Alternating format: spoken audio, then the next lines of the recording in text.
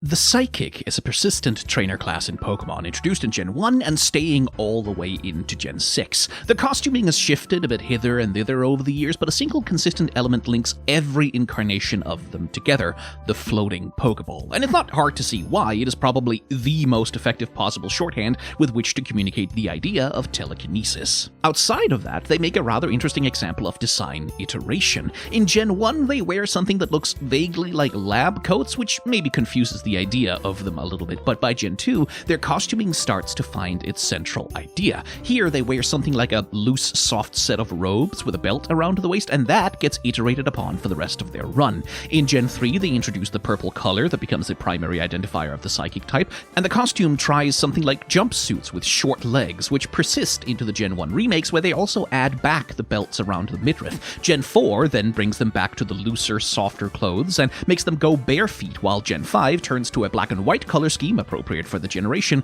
with purple accents. And then, finally, in X and Y, we get a combination of everything. The long white coat of Gen 1, the loose fits of Gen 2, the purple introduced in Gen 3, the bare feet from Gen 4, and the black and white central color scheme of Gen 5. It's fun to see this kind of gradual evolution happen over time. You can literally see the idea of what a Psychic is supposed to be in Pokemon slowly shift and come together. Gen 1 and 2 takes a mysterious but contemporary design approach. Gen 3, 4, and 5 play with ideas akin to monks' robes and martial arts uniforms, and then in Gen 6, with a huge collar and tight black bodysuit, there's something of a sci-fi fantasy-esque design influence that's starting to make itself known. I kind of wish that Psychics would have appeared more in recent games too, because honestly, I'm curious to see how they would have changed even more in the 12 years since Gen 6.